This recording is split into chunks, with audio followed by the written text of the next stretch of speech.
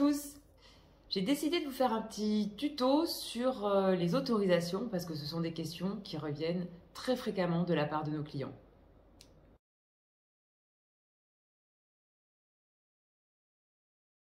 La stricte réponse à cette question est non, car pour un feu d'artifice, on ne doit pas demander une autorisation, mais on doit faire une déclaration en préfecture et en mairie.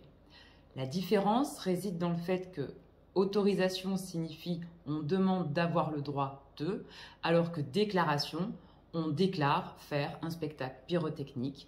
Et cette déclaration sert donc à indiquer à l'administration, la préfecture et la mairie, que le feu d'artifice sera réalisé à telle date, tel endroit et à telle heure. Ce que va faire l'administration, elle va simplement vérifier si nous respectons la réglementation en vigueur. La réglementation peut changer en fonction des départements, notamment en termes de date d'autorisation pour le tir d'un feu d'artifice. Cela concerne quasiment exclusivement les Bouches-du-Rhône. Si on respecte bien la distance par rapport au public et par rapport aux habitations, mais aussi dans de nombreux départements en France, si on respecte bien la distance par rapport au massif forestier. Mais rassurez-vous, tout ça, c'est nous qui nous en occupons et c'est un des premiers points qu'on aborde ensemble. Donc, pas d'autorisation, une simple déclaration que nous réalisons en toute discrétion un mois avant, comme l'exige la réglementation. Juste à noter, tout ce qui est bâtiment classé n'interdit pas le tir d'un feu d'artifice. Voilà.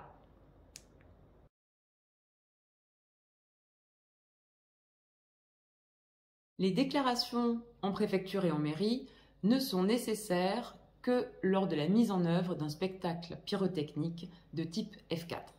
C'est du charabia d'artificier, c'est la majorité des feux d'artifice que nous tirons, mais d'autres catégories ne nécessitent pas de déclaration en préfecture et en mairie. Qu'est-ce que sont des produits F4? Ce sont des produits que seul un artificier qui détient un certificat F4T2 peut manipuler et tirer. Ces produits, ce sont ce qu'on appelle les bombes, les plus gros projectiles qui partent le plus en hauteur et qui sont tirés à partir de mortiers, des chandelles de gros calibre, mais aussi des batteries compactes qui font plus de 2 kg de matière active. Donc si sur l'endroit de votre événement, il y a suffisamment la place, les distances de sécurité, un feu d'artifice F4 peut tout à fait être réalisé. Si par contre, vous avez moins d'espace sur votre terrain, on pourra toujours vous proposer un feu d'artifice de type F3 qui nécessite moins de distance de sécurité et qui permet de tirer un feu d'artifice pour votre événement. Je vous rappelle que ce type de feu d'artifice ne nécessite pas de déclaration en préfecture et en mairie.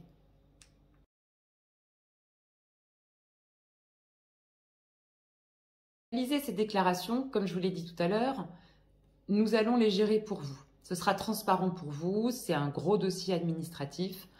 On vous demandera simplement une seule chose, de compléter le formulaire, le CERFA, que nous aurons pré-rempli, que vous n'aurez plus qu'à compléter, à signer, à nous retourner.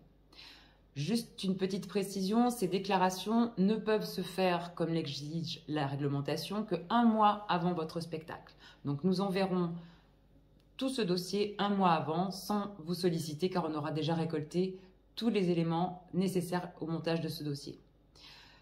Petite exception, des villes comme Marseille et Toulouse, au niveau de la mairie, demandent des dossiers 2 mois avant pour avoir le temps de les instruire. Donc nous connaissons ces ficelles et pareil, nous le gérons en toute discrétion par rapport à vous. Donc par rapport aux documents nécessaires donc, pour l'établissement de cette déclaration, nous vous ferons parvenir des validations de votre réservation, ce CERFA pré-rempli. Donc c'est un formulaire de déclaration de spectacle pyrotechnique. Tous les champs en vert, on les aura déjà pré-remplis. Vous n'aurez plus qu'à indiquer votre date et lieu de naissance, ainsi que votre adresse personnelle. Si je ne l'ai pas déjà, il n'est pas pré-rempli. Et ensuite, vous n'aurez plus qu'à le signer. Pourquoi vous? Parce que ce document, c'est l'organisateur du spectacle, donc l'organisateur de la fête, qui doit le compléter. Nous apparaissons dans la partie de la personne qui réalise le feu. En complément de ce document pour la déclaration, nous devons aussi joindre notre attestation d'assurance, le plan large de l'implantation du feu, le plan serré, la liste des produits, je vais en oublier certainement, notre certificat F4T2 et la liste de toutes les dispositions que nous prenons pour la sécurité du feu. Voilà, donc tout ce gros dossier, nous le gérons nous, de notre côté. Vous n'avez plus qu'à compléter et à nous renvoyer le CERFA dès les premiers jours de la réservation effective de votre spectacle. Après, c'est transparent pour vous.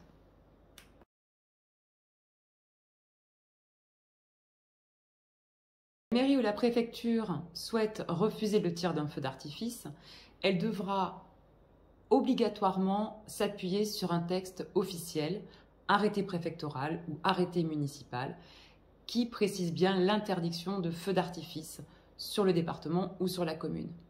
Un simple refus « non, on ne veut pas » n'est pas concevable. Ils doivent absolument s'appuyer sur un texte. Souvent, on entend des clients nous dire « Ah, mais la mairie refuse ». C'est simplement sur des choses que les gens ont entendues, mais dès lors qu'on demande si un texte existe, la mairie ne répond plus ou accorde le feu d'artifice parce qu'il n'y a pas de texte existant. Donc voilà, nous sommes là dès le début de votre projet pour étudier cette faisabilité et ne pas se retrouver justement confronté à un refus. Donc dès nos premiers échanges, dès le premier échange même, on passe quand même beaucoup de temps à étudier l'implantation de votre feu, les distances, le public, le nombre de personnes, pour être sûr de rentrer dans les clous et de ne pas essuyer un refus par rapport au texte en vigueur. Donc on est là pour ça, on vous accompagne par rapport à la mise en place de ce projet et on vous préconisera toujours l'endroit le plus adéquat pour implanter votre feu d'artifice. Quoi qu'il arrive, sachez que pour une déclaration, une non-réponse ne signifie pas un refus. Comme c'est déclaratif, ils n'ont pas à répondre oui ou non. C'est seulement dans les demandes d'autorisation auxquelles nous ne sommes pas soumis. Donc voilà, c'est vraiment important de bien faire la différence. Et comme je vous l'ai déjà dit, nous gérons tout cela pour vous et l'administration, si elle a des questions, nous recontacte.